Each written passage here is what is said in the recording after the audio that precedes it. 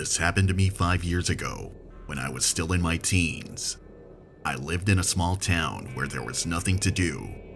It used to be a bustling little city back in the 80s, but people started moving out while nobody moved in. So this place is pretty much stuck in the past, full of old businesses and old people. While my family loves living here, I never shared the same sentiment. I couldn't wait for the day I finally moved out of here. Like I said earlier, there's just a small group of teens who unfortunately live here that are around my age, and they spend most of their time staying home, playing games online. Not me. I've always been the adventurous type, looking for places to explore. I love watching urban exploration videos on YouTube and think about going on my own explorations. There was one particular old shopping mall in my town that has been abandoned for quite some time now, and I've always wanted to explore this place. I wasn't worried about trespassing, since the population here was so small. I was sure there was no security guarding the place.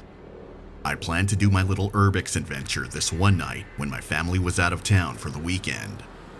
When I got there, I had to leave my car by the road since the area was enclosed by a chain link fence. I walked around a bit, looking for a spot where I could cut the wires, when I noticed by the far corner that the fence had already been cut. I squeezed through the fence and made my way to the mall through the old empty parking lot. The sliding glass door entrance was shattered, so I had no problem making my way into the building.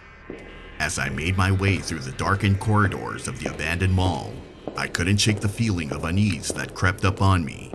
My footsteps echoed throughout the mall, and it was almost pitch black inside, my headlamp lighting a few feet ahead of me. It was definitely creepy being in there, but my teenage curiosity got the better of me. This once bustling mall was now a ghost town, with broken windows and boarded up storefronts. Trash littered the ground, and the air was thick with the musty smell of neglect. It was pretty sad thinking many years ago this place was full of people. As I wandered deeper into the maze of abandoned shops, I noticed a faint glow in the distance. I approached cautiously, my heart pounding in my chest. I had no weapons on me, just a pair of bolt cutters and a pocket knife with a 2-inch blade.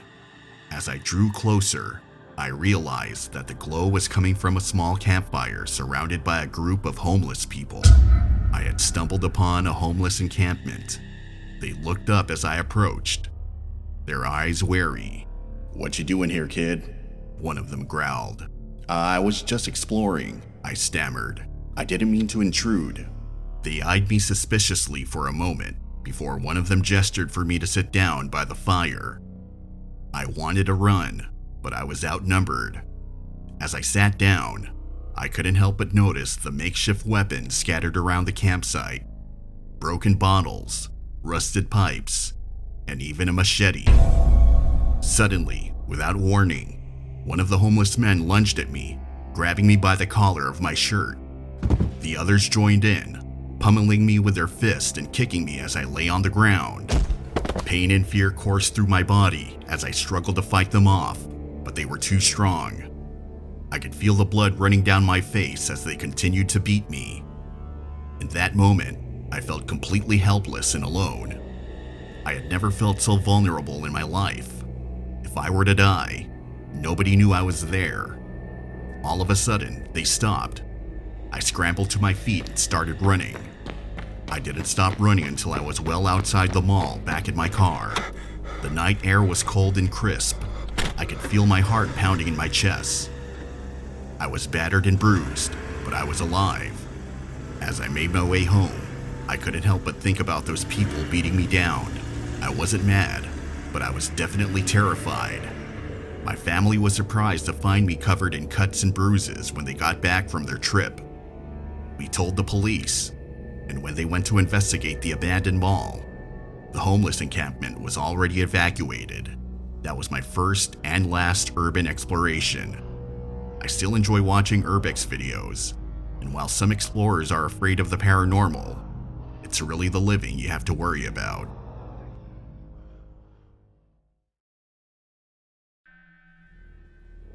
I was walking through the shopping mall one Saturday afternoon, trying to enjoy my day off.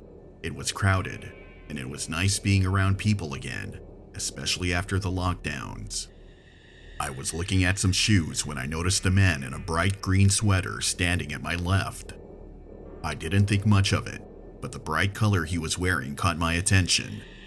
I proceeded to the next shop, which was a women's clothing store. I head to the back where the clearance section is, looking for good deals.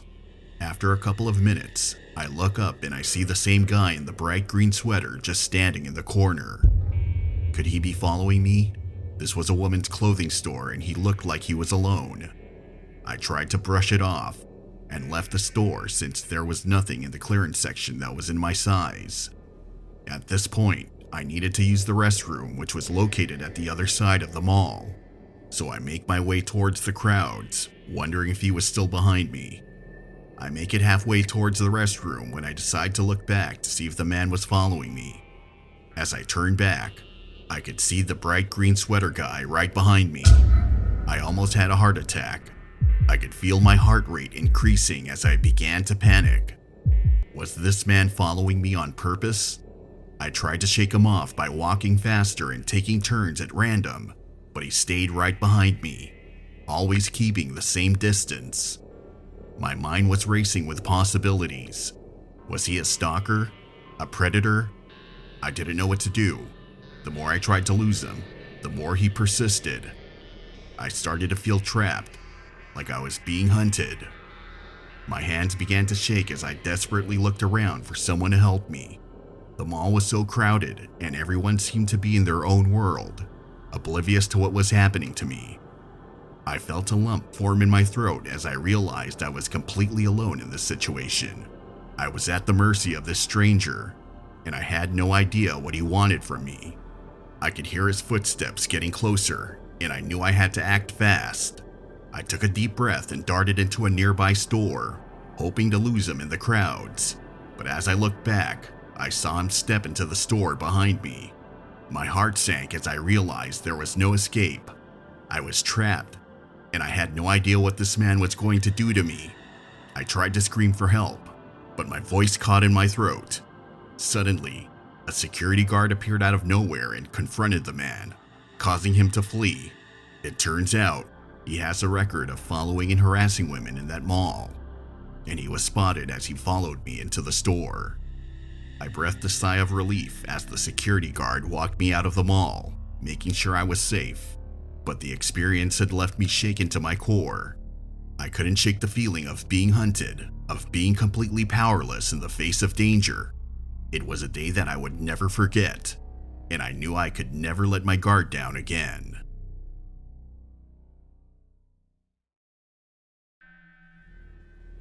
Here's a story of how I almost got kidnapped when I was young.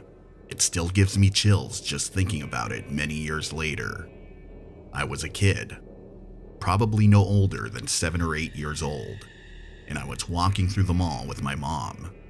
We had just finished shopping and we were on our way out when a salesperson came up to my mom trying to sell her something. I don't remember what it was, but my mom seemed interested. So we walk over to the stall where the salesperson had the product she was trying to sell. Right next to the stall was a toy store, and I remember seeing a massive Lego set on display. I was very much into Legos when I was young, so I made my way over to the display window to take a closer look. Suddenly, out of nowhere, a man approached me. All I remember was him being tall, with dark hair and piercing eyes. He smiled at me, and for a moment, I didn't think anything of it. But then he started talking to me, and something about the way he spoke just seemed very strange. He asked me if I wanted to see a magic trick, and I hesitated. My parents and teachers always told me that I shouldn't talk to strangers, but he didn't seem like he was the dangerous type or anything like that. He just looked like an ordinary guy at the mall, and I did want to see the magic trick. I looked back at my mom, but she was still talking with the salesperson and didn't notice what was happening. I decided to go with the man, thinking that it would be only for a moment. I remember following him as he led me away from my mom. I remember him grabbing me by the arm and telling me how he was a master magician and how he would show me all kinds of amazing tricks. My innocent mind thinking I was about to witness a spectacular show. I was just a kid and I didn't know what to do. Then I realized that we had been walking for a while and we were far from where my mom was. We were in a more secluded part of the mall with less people around. I started feeling very scared. I felt like telling the man to take me back to my mom, but for some reason, I couldn't speak. I thought about running, but the man had a firm grip on my arm. I wanted to cry at that point, to cry out for help to the people at the mall, but the fear I felt muted me. Suddenly, my mom appeared out of nowhere, calling my name and looking panicked. The man let go of me and disappeared as quickly as he appeared, and I was left standing there, shaken and scared. My mom ran towards me and was on the verge of crying. She kissed and held me tightly. I was relieved. It wasn't until later that I realized just how close I had come to being kidnapped. I shuddered at the thought of what could have happened to me if my mom hadn't found me in time. What my life would be like if the kidnapper was successful. Or even worse, would I still be alive? Even now, years later, I still think about that day. Knowing how easy it is for kids to get taken away in public. The thought of it possibly happening to my own children in the future is truly terrifying. To all the parents that are listening to this story, always keep an eye out on your kids. It's an experience that has definitely made me more aware about staying safe in public places.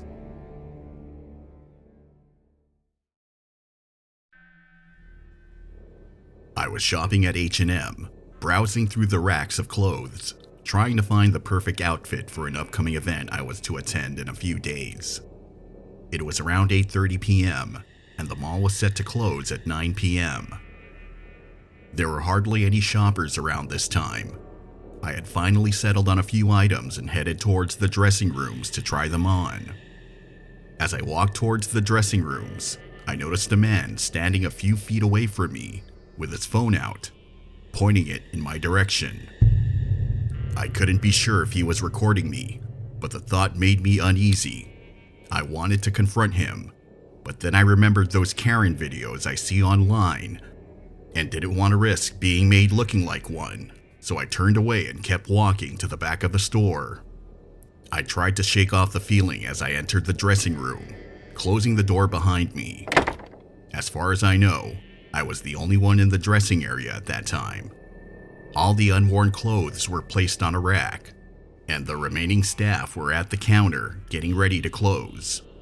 As I started trying on the clothes, I could hear footsteps approaching the dressing room area. The footsteps stopped right outside of my cubicle. Then it sounded like someone was fumbling with the lock. I froze, suddenly feeling uneasy. I called out, asking if anyone was there, but there was no response.